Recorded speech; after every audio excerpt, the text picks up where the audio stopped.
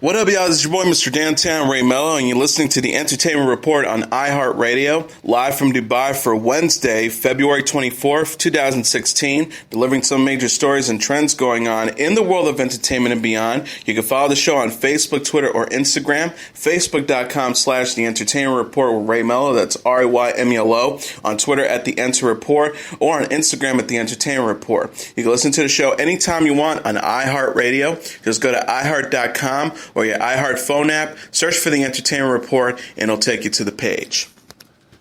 DC Cinematic Universe director Zack Snyder has given fans their first look at the Flash's costume in the upcoming superhero team-up film Justice League Part 1. The costume that stars Eliza Miller will be stepping into can be seen in the background of a new photo Snyder posted on Twitter Monday alongside Aquaman himself, Jason Momoa. The filmmaker wrote, "Deep in it with Jason on JL, hashtag Aquaman, hashtag Justice League," referencing to the current pre-production work being done on Justice League as it approaches its April 11th shooting date. The company photo features the Flash's shiny red armor situated behind the director, alongside outfits for Batman and Aquaman. The brighter exterior sets, the costumes from the one worn by Grant Gustin on the CW's The Flash television series, which has a darker red tone.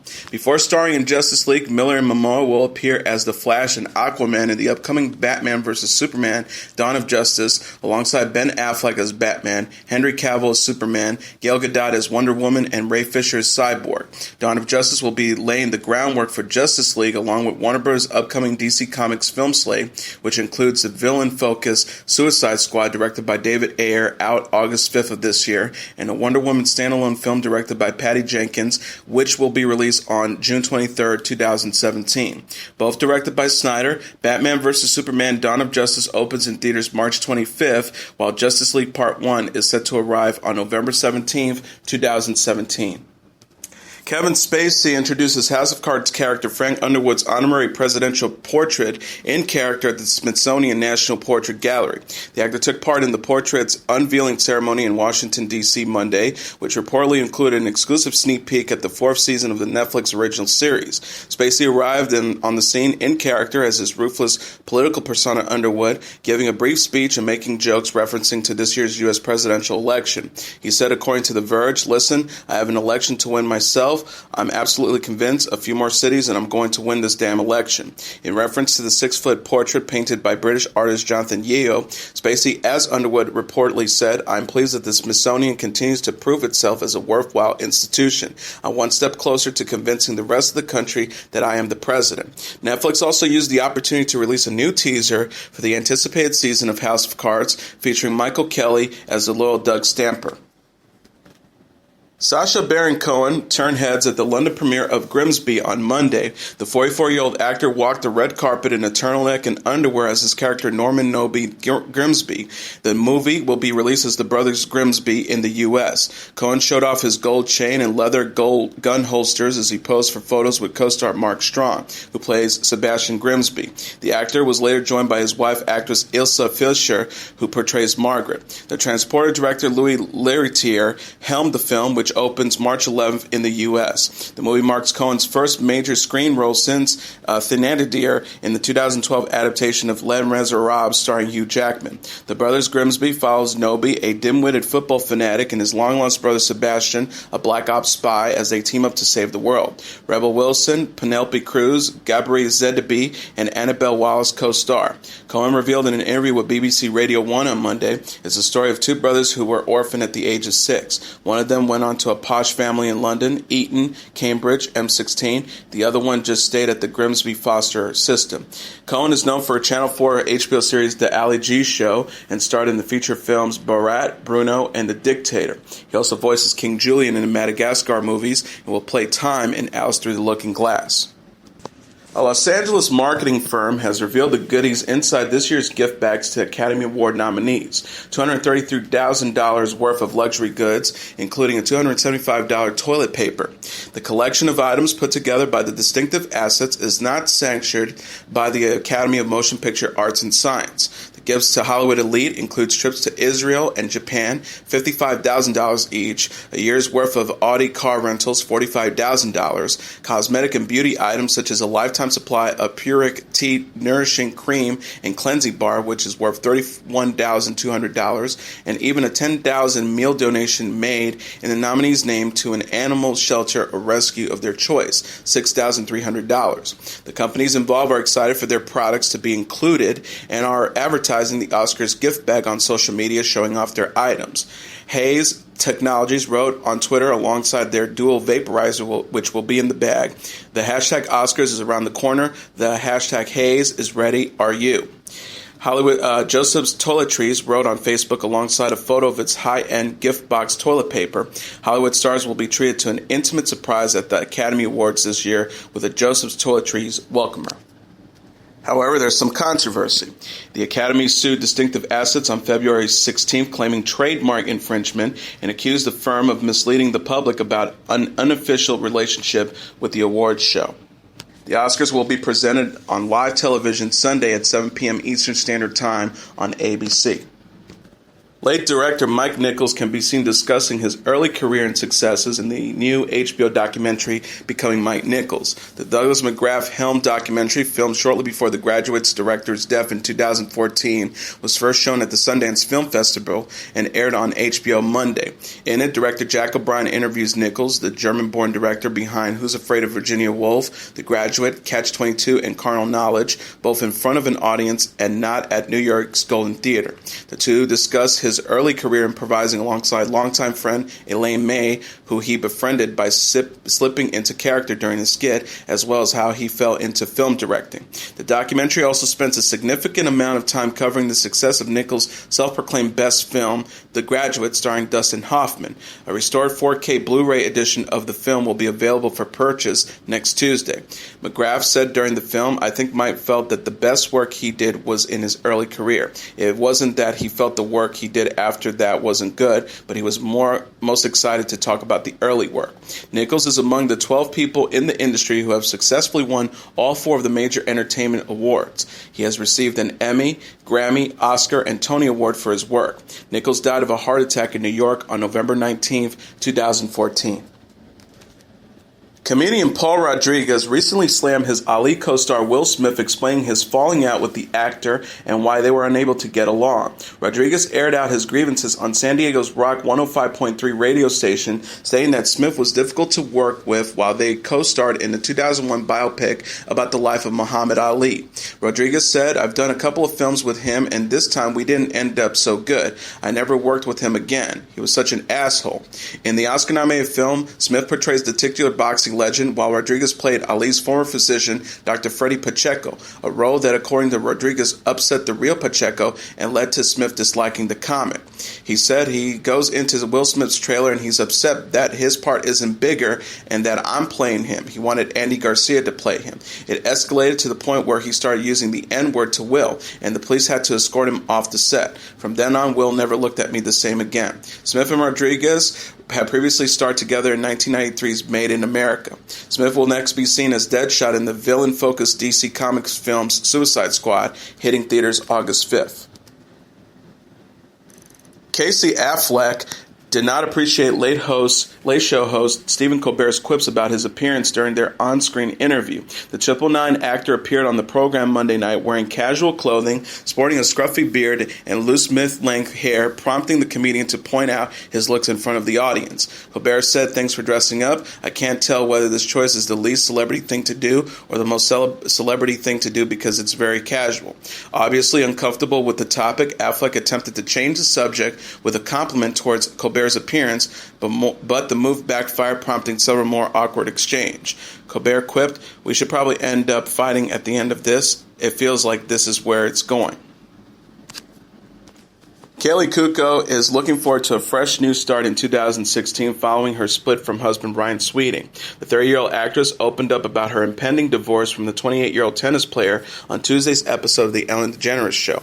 Kuko and Sweeting announced their split in September after less than 2 years of marriage. The star acknowledged, "Last year was very bizarre. We all go through really weird ups and downs, and sometimes I'm a little bit more seen. And everyone goes through that stuff, so I already feel like 2016 is going to be a much better year than 2015. She qualified by saying, "It's been rough, but things are going good, and I'm much, much better now. I'm in a much better place than I was." Afterwards, Kuko showed DeGeneres her new mauve tattoo, which she got in November to cover up her wedding date ink. The actress has since been linked to Sam Hunt, but denied she's dating the 31-year-old country singer in an interview Saturday with Extra.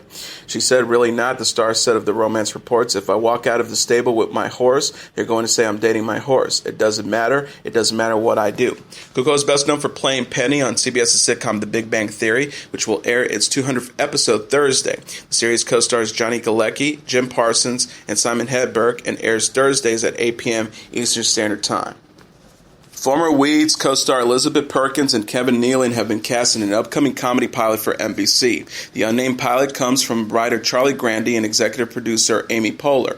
Poehler will also act as director of the upcoming pilot. The single-camera comedy will follow the hijinks of a royal family as they welcome back their black sheep, played by grim actor Nico Evers-Swindle, according to Hollywood Reporter. Emmy-nominated actress Perkins will reportedly play Queen Tuesday, opinionated ruler of Madaria, alongside Nealon, who will portray her oblivious counterpart, King Adrian. Perkins also stars in the upcoming Ghostbusters reboot from director Paul Feig, while Neely recently appeared in Ghost Squad.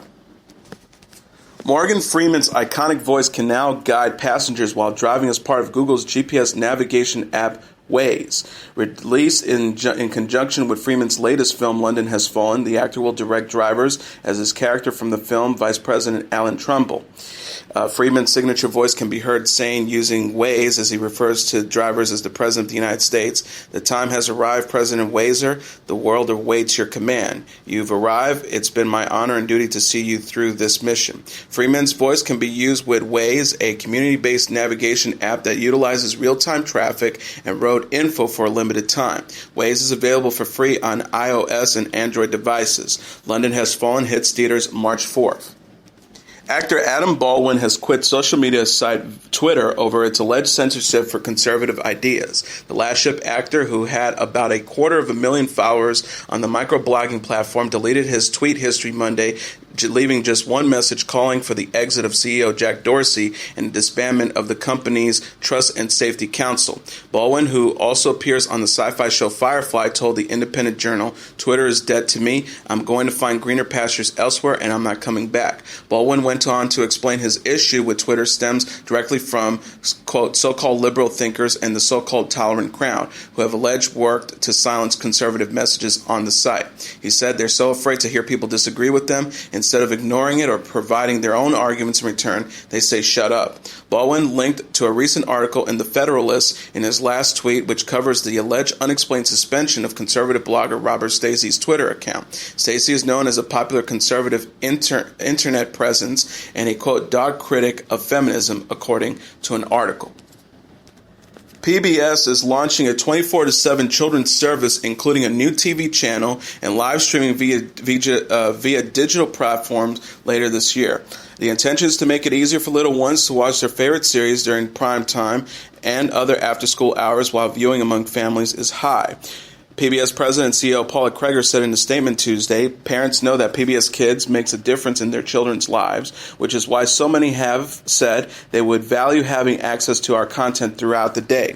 Television continues to be the most widely used platform for children's educational content, especially among low-income families." She also added the new PBS Kids 24/7 channel and live stream offers by local member stations ensure that educational media is available to all families, all the time and via a platform that works for them. Given that 54% of all children nationwide do not have the opportunity to attend preschool, provides access is a critical element of our public service mission.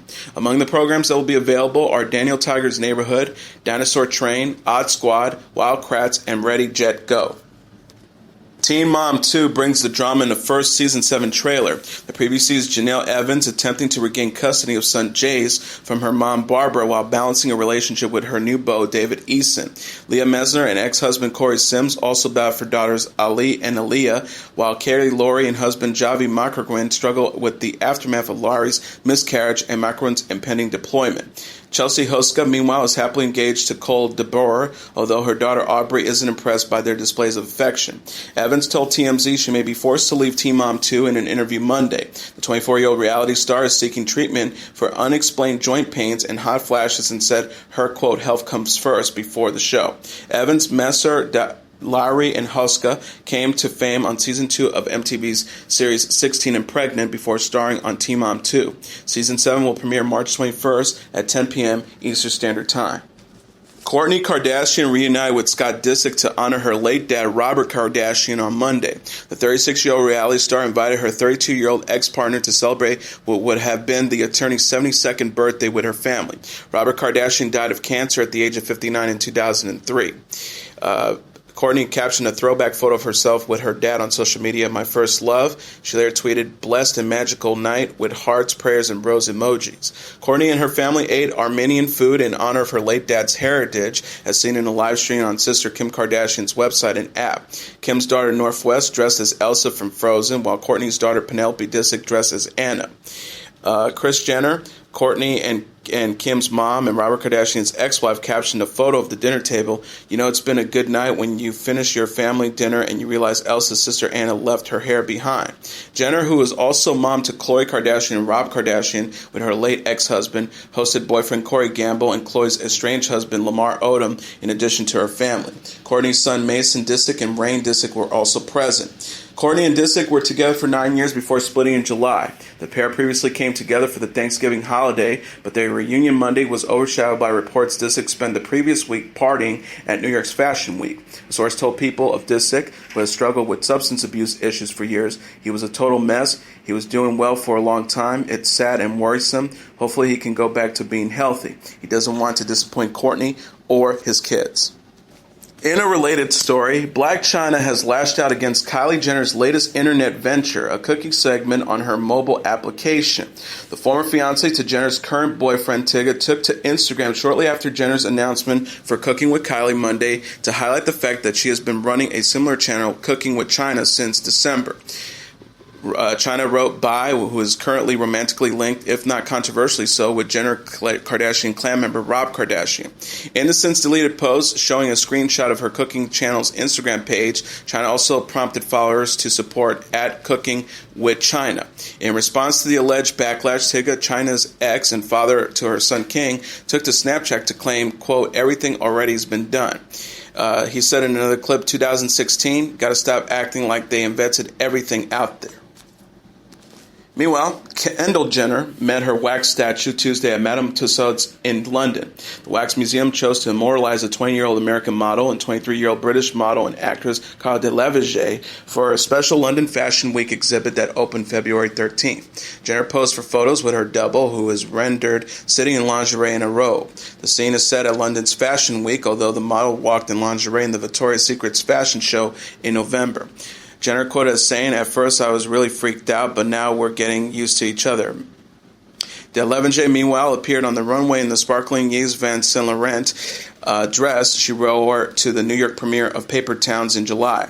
A wax figure of Vogue editor Anna Wintour looked on from the front row. Madame Tussauds revealed on its website the experience has taken 6 months to develop. Around 20 artists worked on each figure, and it took 4 weeks alone to create Carla's trademark eyebrows, with each hair inserted individually by hand. London's Fashion Week kicks off Thursday and ends Tuesday, February 23rd. Guests can still see Jenner Delevingne at the museum, along with figurines of Jenner's half-sister Kim Kardashian and brother Kanye West. And speaking of Kanye West, Chelsea Chandler expects Kanye West to have a total mental breakdown. The 40-year-old television personality discussed the 30-year-old rapper's recent comments about Taylor Swift in a Saturday Night Live meltdown in an interview with ET Canada. Handler said, "I've always thought he's a maniac, and now he just sounds like more of one. He's delusional. He acted like this for years, and now people are surprised he's acting like this. He did this to Taylor Swift 5 or 6 years ago." West claimed he made Swift famous by interrupting her 2009 MTV Video Music Awards acceptance speech in his new song Famous, which debuted February 11th. The rapper again mentioned Swift in a lengthy rant prior to his Saturday Night Live performance days later. Handler added, "Why is this surprising? He acted like this for years. He's not stable and he's delusional, and now he'll have a mental breakdown in front of everybody, even though he's been in this state for years." West was recording rantings about changes to the SNL stage and his influence prior to the NBC sketch comedy's February 13th episode. The rapper declared himself 50% more influential than Stanley Kubrick, Pablo Picasso, and Paul the Apostle in his meltdown. We tweeted, West tweeted last week while reflecting on how he said he'll, quote, take the rap throne. A wise man should be humble enough to admit when he's wrong and change his mind based on new information. My number one enemy has been my ego. There's only one throne, and that's God. Handler hosted E-Series, The Chelsea Handler Show, before starring on several seasons of Chelsea lately and appeared in a 4-part Netflix documentary Chelsea Does in January. She's developing another series with the streaming service for 2016. James Corden enlisted television personality Dr. Phil McGraw and rapper Bow Wow to help him make sense of Kanye West and his outlandish Twitter rants. The three convened alongside Kristen Milotti on Monday night's episode of The Late Late Show, during which Corden implored Dr. Phil to explain West's bizarre behavior. Corden joked, "As a professional, what do you think's wrong with him?" McGraw replied, "Does it really take a professional? You can't be wrong that many times in a row unless you're working at it." Bow Wow stepped in defense of the ultra-light beam singer, saying his over-enthusiasm is a product of his being just an artist who's very, very passionate in what he does. He continued by saying, "I just think we're dealing with an artist who is very passionate, who believes in what he does, but he just might go about it in a different way." After Corden suggested West appear on the hit show Shark Tank in order to receive the investment funds he is reportedly asking from millionaires and billionaires, Dr. Phil stepped in to blame the issue of narcissism and social media. He says, "Everybody thinks stuff sometimes. You'll think of something really stupid, but we're in a society now, we're in a generation now, where everybody thinks you gotta have an audience for everything." Musician and producer Jack Antonoff has offered to help Kesha with new music on social media following her recent court battle with producer Dr. Luke. The Fun and Bleachers band member wrote the pop star on Twitter Monday, "Hey, at Kesha Rose, don't know what the legal specifics are, but if you want to make something together and then leak it for everyone, I'm around." He continued by saying, "Or just make something and wait on it till that creep can't block you anymore." Standing offer. Antonoff has in the past written and produced songs for Taylor Swift, Sarah Bareilles, and Sia, among others. On Friday, a New York judge denied Kesha's injunction against Dr. Luke, leaving her legally bound to her contract with the producer amid allegations that he has sexually, physically, and verbally abused her. Artists from around the industry then began showing their support for the singer on social media, including Demi Lovato and Taylor Swift, who has later reported to have donated $250,000 to Kesha. Another producer, Zedd, also pledged that he would help with new music, posting, "Very, very sorry to hear about the whole situation. I'll be happy to produce a song for you if you want my help." Zedd is known for producing tracks for Lady Gaga, Ariana Grande, Justin Bieber, and Selena Gomez. And a related story, Marisha Hargitay and Lena Dunham showed their support for Kesha on social media Monday, adding their voices to a number of celebrities dismayed by the singer's recent battle with Dr. Luke. The 52-year-old Law & Order SVU star lent her encouragement on Twitter, while the 29-year-old Girls creator penned a lengthy essay on her Lenny newsletter website. Hargitay tweeted, "For many survivors, speaking out is the hardest part. It's also only the first step. Sending you strength at Kesha Rose as you move through this." Kesha remains legally bound to her contract with Dr. Luke. Dunham wrote, "When I saw the outcome of Kesha's court case last Friday, I felt sick. The photos of her beautiful face crumpled with tears, the legally necessary but sickening use of the word allege over and over in reference to the assault she says she remembers so vividly, it all creates a special brand of nausea." She also said Kesha's case is about more than a pop star fighting for her freedom or a $60 million investment in a shiny commercial career. What's happening to Kesha highlights the way that the American legal system continues to hurt women by failing to protect them from the men they identify as abusers. Pop star Jessica Simpson shared a sassy photo of her 3-year-old daughter, Maxwell Drew Johnson, on Instagram with a caption that is raising some eyebrows. The 35-year-old singer and designer posted a photo of the toddler striking a pose with the chocolate milkshake in hand and quoted the Khalees song Milkshake. The star wrote, "My milkshake brings all the boys to the yard and they're like, it's better than yours." Some social media fans complained it was inappropriate to associate the song with the child. The designer often shared photos of Maxwell showing some attitude, including another snap this month. She captioned a photo of her daughter voguing in an oversized fur coat, 3 going on 13, hashtag Maxie Drew. Simpson and husband Eric Johnson welcomed Maxwell in 2012 and are also the parents' 2-year-old son Ace. The designer gave an update on her kids on The Tonight Show starring Jimmy Fallon in September, telling Fallon they're the best. Simpson said Maxwell just started horseback riding lessons. She's 3 years old. She's absolutely fearless. She just wants to go faster and faster and faster. We're just trying to keep it at a trot. She's wearing her first high heels, which is very impressive. Simpson previously told Parents Magazine she is excited to see Ace grow into his own person and watch his personality develop more each day, as she was with Maxwell. The designer continues to oversee her Jessica Simpson collection line. And now let's take a look at what happened on this date in entertainment history. On this date in 2004, Great Tuesday brings mashups to the mainstream. The phenomenon known as the mashup can be traced back through at least several decades of radio DJs and record producers manipulating or remixing one or more existing recordings to create a new musical work. With the rise of digitally distributed music and of inexpensive, sophisticated production technologies in the late 90s, however, the phenomenon was radically democratized and a trend was born, a trend that reached its highest level of public awareness with the event known as Great Tuesday, which took place on this date in 2004. Great Tuesday was a well-organized one-day effort to distribute from many internet sources a possible controversial work called The Grey Album, created by the American DJ producer Brian Joseph Burton, aka Danger Mouse. Burton lived in England in the early 2000s at a time when the mashup phenomenon exploded in the UK thanks to the radio program called The Remix, which invited its listeners to send in their own examples of what is also known as bastard pop.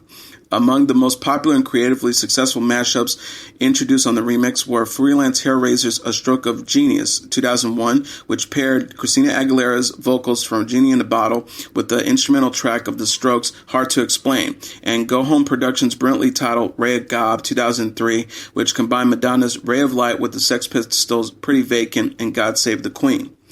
Burton's inspiration for the Grey Album came in 2003 while listening to the Beatles' White Album shortly after hearing an a cappella version of Jay-Z's Black Album. Over an intense 2-week period, Burton constructed a brand new version of the Jay-Z album layered over beats and sampled Lifted by the Beatles. Burton created the Grey Album only to share among his friends, so he never even tried to clear the rights to the Beatles samples it contains. Even as the Grey Album caught on as a word-of-mouth internet phenomenon, Burton's only concern was a creative one. I'm just worried whether Jay-Z will like it or whether Paul and Ringo will like it. It is fair to say that EMI, the owners of the rights to the Beatles' Masters recordings, did not. The intensity of their legal response to the Grey Album, however, did not sit well with the vocal internet opponents of the music industry, and Great Tuesday was organized in protest. On that day, hundreds of websites organized to offer Burton's album for free download in defiance of EMI. That protest and its attendance publicity combined to make the Grey Album the most widely distributed mashup album in history.